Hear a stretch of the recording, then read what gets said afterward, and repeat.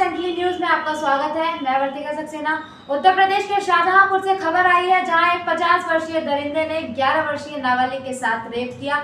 वहीं बाढ़ की विभीषिका से जूझने के बाद लोग अपने अपने घरों को लौट रहे हैं, लेकिन बर्बादी का मंजर देखकर लोग हताश और बदहवास हो रहे हैं। आइए इसी के साथ देखते हैं कुछ खास समाचार।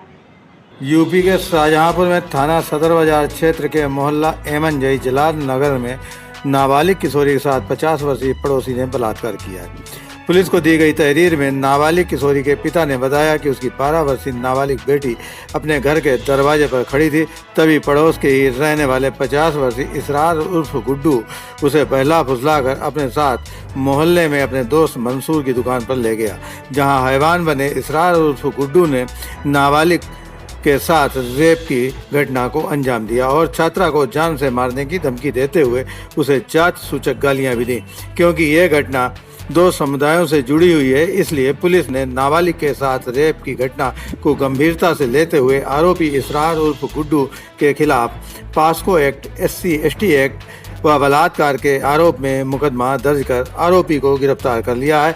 पुलिस ने आरोपी इसरार उर्फ गुड्डू को जेल भेज दिया है और रेप पीड़िता नाबालिग छात्रा को इलाज के लिए मेडिकल कॉलेज भेज दिया है। थाना सदर बाजार क्षेत्र के अंतर्गत आज अपराह्न एक 12 वर्षीय बच्ची के दुकान के अंदर ले जाकर उसके साथ दुष्कर्म करने की सूचना प्राप्त हुई, जिस पर पुलिस द्वारा पॉक्सो एक्ट और SC/ST एक्ट व BNS की सुसंगत धाराओं में अभियोग तत्काल पंजीकृत करते हुए मुख्य नामित अभियुक्त इसरार और गुड्डू को हिरासत में ले लिया गया। उससे पूछताछ की जा रही है।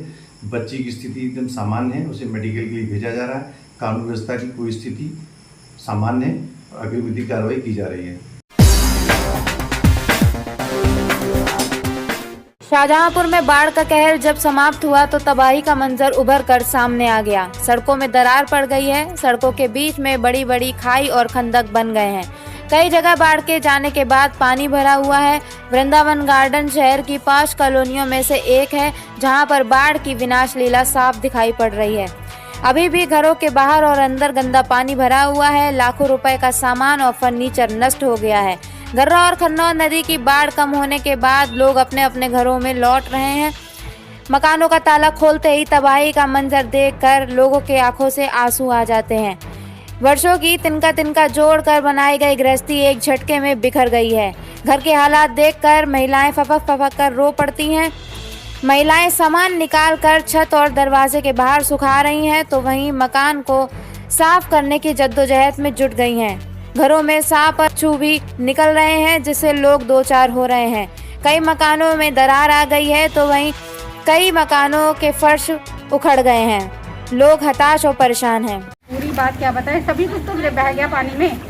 ना हमारे पैसों का पता है, ना लेबर का पता है, ना सुई से लेकर AC तक हर चीज हमें नहीं लगवानी पड़ेगी। हमें शिकायत है, पूरे घर की फ्लोरिंग उखड़ गई है। वुडन फ्लोरिंग से पूरे घर की फ्लोरिंग उखड़ गई हो गई है। और क्या कहते हैं, गद्दों वो पलंग के जो वो है माइका उखड़ के ऊपर उठी हुई है। ठीक है, हमें जो शिकायत है वो कॉलोनाइजर मिस्टर रवि गोयल और मिस्टर सुनील सिंघल से, रोहित सिंघल से है। ठीक है, हमें उन लोगों से शिकायत है। मिस्टर रवि गोयल का ड्रेनेज सिस्टम बिल्कुल बर्बाद है और रेरा से शिकायत है कि उसने ऐसी कॉलोनी को पास कैसे किया। और मैं इसकी शिकायत 100% रेरा में करूंगी।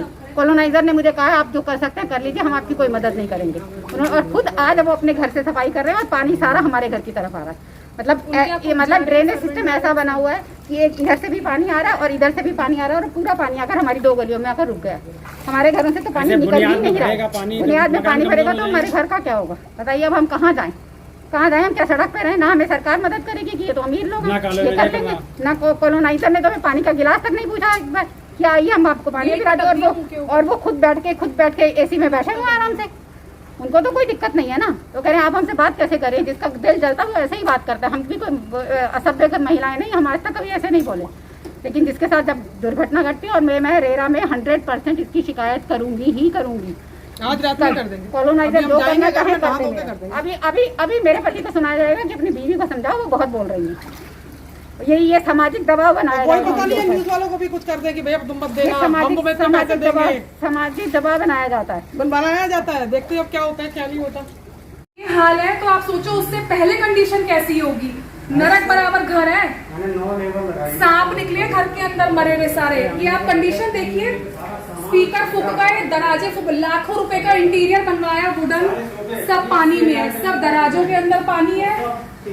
मंदिर हमारा पूरा जा चुका है, नीचे सब पूरा मंदिर की लकड़ी फूल गई है, सोफे चले गए हैं, 3 लाख के सोफे लाए थे। बताइए क्या क्या नुकसान हुआ है आपका? सब नुकसान ही है, कुछ बचा नहीं है, कुछ भी नहीं बचा है। अगर फिर से स्टेबल होते हैं तो कम से कम 20 लाख रुपए लगेंगे। सारी वार्डरोब फूल गई हैं, अपने हाथ में आ रही हैं, बेड फूल चुके हैं, जबकि सब कुछ हमारा तो अभी 2-3 साल पहले हमने मकान लिया है, तो ये सब कुछ नया था हमारा, सब कुछ बर्बाद हो गया। आपके सामने देखिए बर्तनों की क्या हाल है, कीचड़ में सने हुए हैं, और आप देखिए सब अलमारियां फूल चुकी है। ये देखिए शाहजहांपुर में गर्रा और खन्नौर नदी का प्रकोप शांत होने के बाद भी विषम परिस्थितियां बनी हुई हैं। इसी का जायजा लेने जिला अधिकारी उमेश प्रताप सिंह आज बाढ़ग्रस्त क्षेत्रों में गए। उन्होंने गर्रा फाटक स्थित मोक्षधाम, अजीजगंज, ककरा राजकीय मेडिकल कॉलेज का निरीक्षण किया। डीएम ने गुरु नानक पाठशाला में बनाए गए राहत शिविर का भी निरीक्षण कर मौजूद बाढ़ पीड़ितों को खाद्य सामग्री वितरित की। डीएम ने मेडिकल कॉलेज के निरीक्षण के दौरान प्राचार्य को निर्देश दिया कि शीघ्र ही सफाई कराकर स्वास्थ्य सेवाएं सुचारू कराएं। राहत सामग्री के वितरण में लापरवाही बरतने पर डीएम ने तहसीलदार सदर को प्रतिकूल प्रविष्टि दी है। बाढ़ की विभीषिका के चलते जिला प्रशासन द्वारा बांटी जा रही बाढ़ और राहत सामग्री में वितरण के दौरान मारपीट, गाली गलौज और फायरिंग हो गई, जिसमें पुलिस द्वारा आधा दर्जन लोगों को गिरफ्तार किया गया। अन्य की तलाश की जा रही है। अपर पुलिस अधीक्षक सिटी संजय कुमार ने बताया कि सुभाष नगर क्षेत्र में बाढ़ राहत सामग्री वितरण के दौरान कुछ लोगों की आपस में कहासुनी होने लगी। धक्का मुक्की, गाली गलौज और पत्थरबाजी के बाद दोनों पक्षों की ओर से फायरिंग की गई। फायरिंग की सूचना पाकर पुलिस मौके पर पहुंची और 1 दर्जन लोगों के विरुद्ध मुकदमा दर्ज कर उनकी तलाश शुरू कर दी। पुलिस ने आधा दर्जन लोगों को गिरफ्तार किया है, जिनमें से एक पक्ष के 4 और दूसरे पक्ष के 2 लोग गिरफ्तार किए गए हैं। पुलिस बाकी लोगों की तलाश कर रही है। Recently news bureau. कल थाना सदर बाजार क्षेत्र के अंतर्गत देर रात की सुभाष नगर मोहल्ले में रिंग रोड पर कुछ लड़कों द्वारा आपस में झगड़े की सूचना प्राप्त हुई, जिस पर तत्काल मौके पर सदर बाजार पुलिस और चौकी इंचार्ज इंस्पेक्टर को भेजा गया। ये पाया गया कि लड़कों के 2 ग्रुपों द्वारा आपस में किसी बात को लेकर लड़ाई झगड़ा, मारपीट और फायरिंग की सूचना प्राप्त हुई, जिसमें पुलिस द्वारा त्वरित कार्रवाई करते हुए 6 लोगों को गिरफ्तार किया, जिसमें एक पक्ष से 4 लोग और दूसरे पक्ष से 2 लोग गिरफ्तार किए गए हैं और 3 लोग जो फायरिंग में सम्मिलित थे वो फरार हो गए हैं। पुलिस द्वारा स्वयं वादी बनकर इसमें उचित धाराओं में अभियोग पंजीकृत किया गया है और बाकी लोगों को पकड़ने के लिए पुलिस की टीम गठित कर दी। शीघ्र उनकी गिरफ्तारी सुनिश्चित की जाएगी।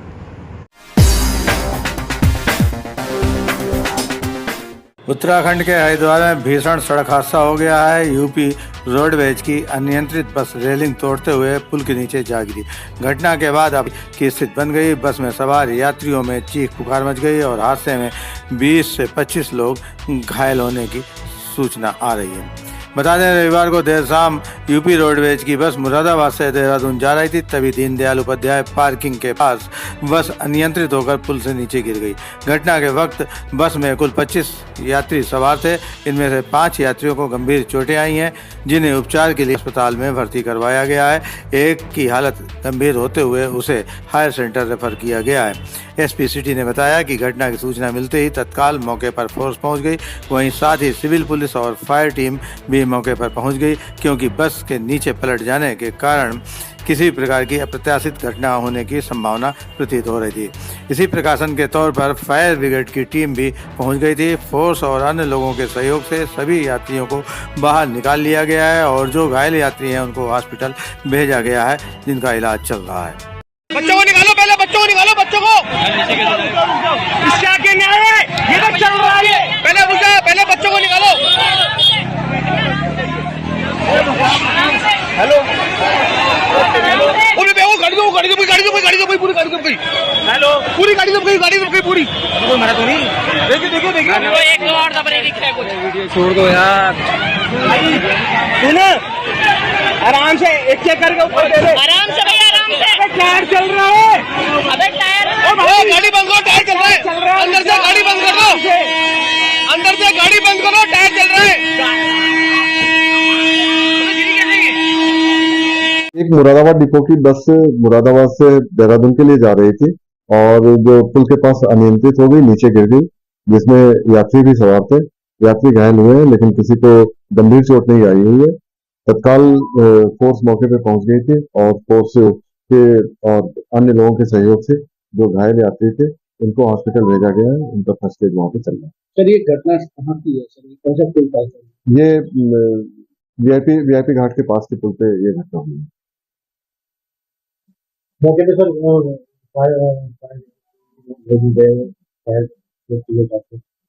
देखिए, मौके पे जैसे ही सूचना मिली हम लोगों को, तत्काल वहां पे जो सिविल पुलिस है, सिविल पुलिस के अलावा जो फायर की टीम है मौके पे पहुंच गई, क्योंकि बस नीचे पलट गई थी। तो वहां पे किसी तरह की कोई ऐसी अप्रत्याशित घटना न घटे, इसलिए प्रिकॉशन के तौर पे फायर की भी टीम पहुंच गई थी और हमारी फोर्स भी वहां पे पहुंच गई थी।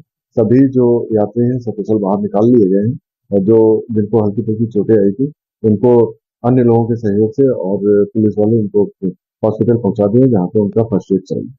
सर ट्रैफिक हुआ था देखिए, जब जिस समय ये घटना घटी उस समय थोड़ी देर के लिए ट्रैफिक अवरोध हुआ था, बट तत्काल वहाँ पे जो फोर्स थी हमारी ट्रैफिक पुलिस भी वहाँ पे मौजूद थी, थाने की भी फोर्स मौजूद थी और फायर से भी सभी लोग पहुंच गए थे। तो उसको तत्काल नियंत्रित करके फिर से सुचारू रूप से ट्रैफिक का संचालन शुरू कर दिया।